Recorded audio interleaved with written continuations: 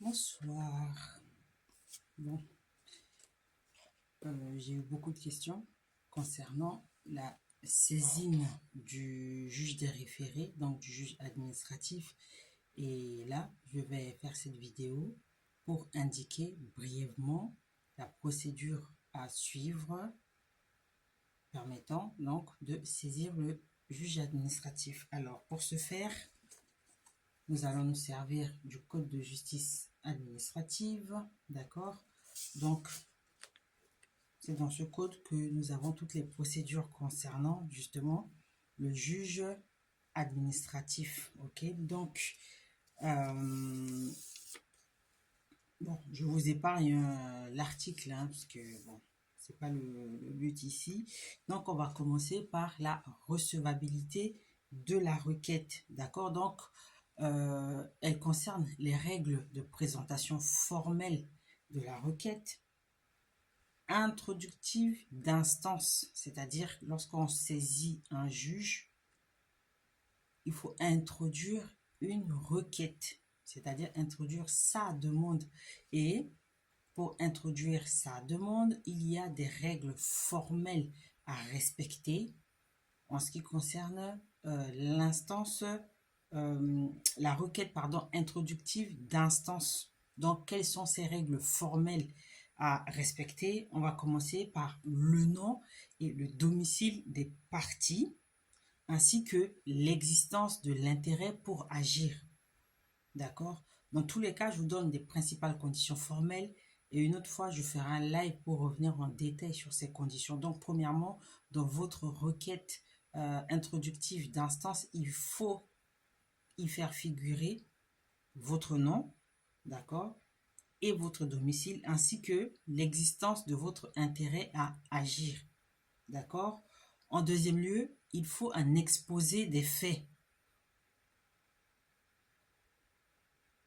et des moyens que vous invoquez à l'appui de votre argumentation, d'accord. Donc, il faut que cette requête-là, elle expose clairement les faits en ce qui concerne votre situation particulière et présenter une motivation suffisante afin que le juge puisse prendre le temps d'examiner votre requête en question. Troisièmement, il faut l'énoncé des conclusions, c'est-à-dire que le requérant, c'est-à-dire celui qui est à l'origine de cette requête, de cette demande, il se doit de présenter au juge administratif l'objet de sa demande. C'est ce qu'on appelle les faits et les moyens, c'est-à-dire vous décrivez la situation et vous citez les arguments juridiques qui viennent appuyer votre demande, d'accord. Donc, faut savoir que certaines demandes vont être rejetées systématiquement. C'est par exemple lorsqu'on fait des injonctions à l'administration. Ce sont des demandes qui vont être systématiquement rejetées par le juge, d'accord. Et puis à ce stade-là, il faut distinguer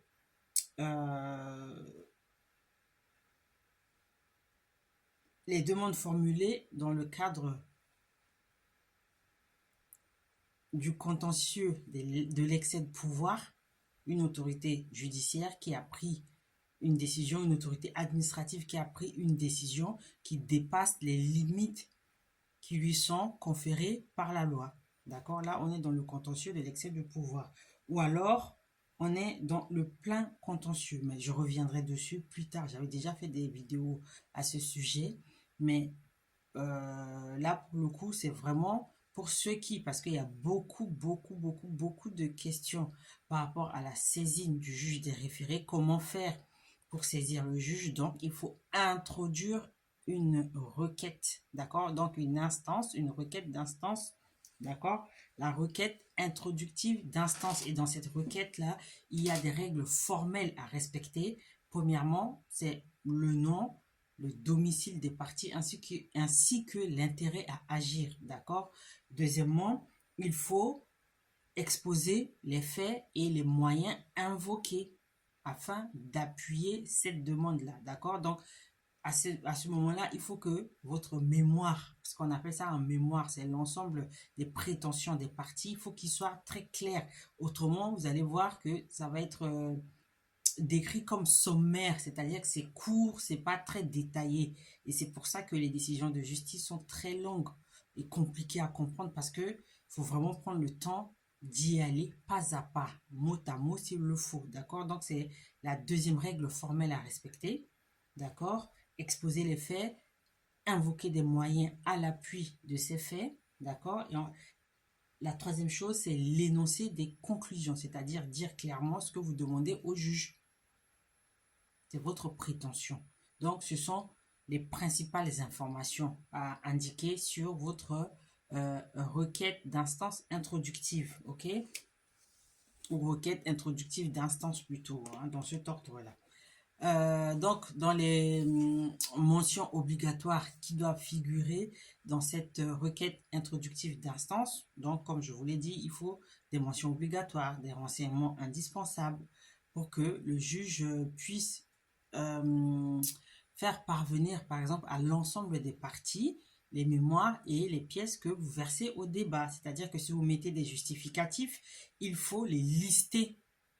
Vous faites comme des pièces jointes, pièces justificatives 1, tant, j'ai pas relevé de compte, etc. Vous faites tout ça, vous joignez tout à votre mémoire et le juge doit transférer ces informations à l'autre partie dans un souci d'équité. D'accord? Donc, sachez que l'absence d'une mention indispensable sur votre requête la rend irrecevable. Donc, c'est très important. Quand je vous dis de contester systématiquement les décisions de justice devant le juge des référés, c'est de cette manière qu'il faut procéder. Donc, dans la requête introductive d'instance, il y a des mentions obligatoires. Le nom, le domicile, l'intérêt à agir, l'exposé des faits et des moyens juridiques invoqués, ainsi que les prétentions. D'accord? Donc, voilà comment cela se passe.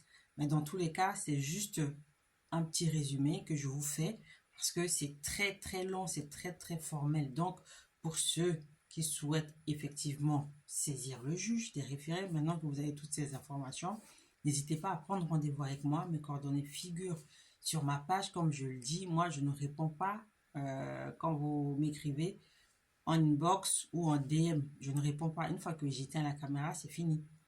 Tout ce que je diffuse sur ma page est gratuit. En tout cas, c'est gratuit. C'est gratuit. Tout ce que je diffuse est gratuit. Toutes les vidéos sont gratuites. D'accord? Mais si vous m'écrivez en privé, les rendez-vous sont payants. D'accord? Donc, il faut que ce soit très clair. C'est mon travail.